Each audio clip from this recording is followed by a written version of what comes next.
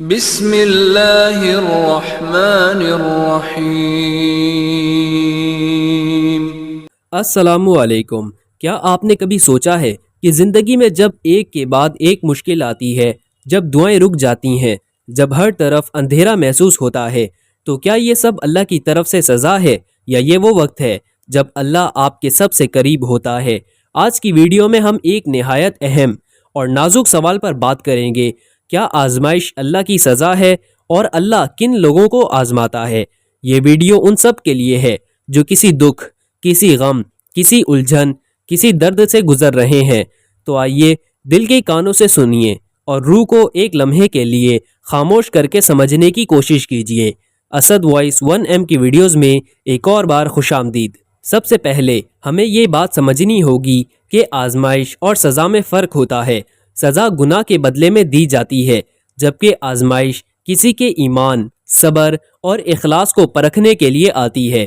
قرآن میں سورہ بقرہ کی آیت 155 میں اللہ فرماتا ہے، اور ہم ضرور تمہیں آزمائیں گے، کچھ خوف، بھوک، مال، جانوں اور پھلوں کی کمی سے، اور صبر کرنے والوں کو خوشخبری دے دو۔ یہ آیت واضح کرتی ہے کہ اللہ اپنے بندوں کو آزماتا ضرور ہے، لیکن مقصد سزا دینا نہیں ہوتا، بلکہ ان کے صبر کو آزمانا، ان کے ایمان کو مضبوط کرنا ہوتا ہے۔ رسول اللہ صلی اللہ علیہ وآلہ وسلم نے فرمایا، سب سے زیادہ آزمائش انبیاء پر آتی ہے، پھر جو ان کے قریب تر ہو، پھر جو ان کے قریب تر ہو۔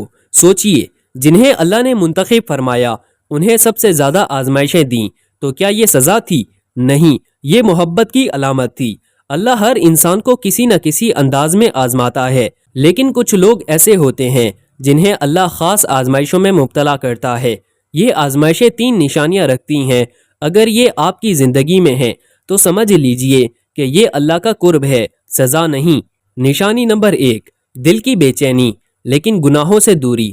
پہلی نشانی یہ ہے کہ آپ کے دل میں بے چینی ہو، حالات خراب ہوں، مگر آپ کا دل گناہوں سے نفرت کرنے لگے۔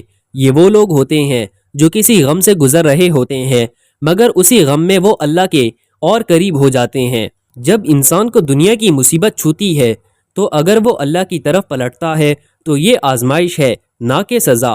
یہ اللہ کی وہ خاص چنی ہوئی آزمائش ہے جو دل کو صاف کرتی ہے۔ جیسے کہ لوہا آگ میں تپ کر ہی کندن بنتا ہے، ویسے ہی انسان آزمائشوں سے گزر کر نکھرتا ہے۔ نشانی نمبر 2، تنہائی کا احساس لیکن روحانی قرب۔ دوسری نشانی یہ ہے کہ آپ خود کو تنہا محسوس کرتے ہیں، دنیا آپ سے منہ موڑ لیتی ہے، مگر اللہ آپ کے دل میں اپنی جگہ بنا لیتا ہے۔ آپ راتوں کو جاگتے ہیں، لوگوں سے باتیں نہیں ہوتی، لیکن اللہ سے باتیں ہونے لگتی ہیں۔ یہ آزمائش ہے جو انسان کو رب کے قریب لے آتی ہے۔ اگر اللہ کسی سے ناراض ہو تو وہ اسے چھوڑ دیتا ہے، مگر جب اللہ کسی کو آزماتا ہے تو وہ دراصل اسے اپنے قریب لانا چاہتا ہے۔ تو اگر آپ کو دنیا سے دوری اور اللہ سے قرب کا احساس ہو تو یہ اللہ کا انتخاب ہے، سزا نہیں۔ نشانی نمبر 3، دعائیں دیر سے قبول ہوں مگر دل اللہ سے جڑا رہے۔ تیسری نشانی یہ ہے کہ آپ کی دعائیں فوراً قبول نہ ہو، لیکن آپ کا دل اللہ سے مایوس نہ ہو، آپ بار بار مانگتے رہیں اور اللہ سے امید نہ چھوٹے۔ تو یہ آزمائش ہے جس کا بدلہ بڑا ہے۔ یہ وہ لوگ ہوتے ہیں جو اللہ پر یقین رکھتے ہیں یہاں تک کہ جب ہر در بند ہو جائے۔ یہی وہ مقام ہے جہاں آزمائش اپنے عروج پر ہوتی ہے، اور یہی وہ وقت ہے جب اللہ کی مدد سب سے قریب ہوتی ہے۔ قرآن میں ہے، بے شک اللہ صبر کرنے والوں کے ساتھ ہے۔ اگر آپ اس وقت کسی آزمائش سے گزر رہے ہیں تو رکے نہیں، ہار نہ مانے۔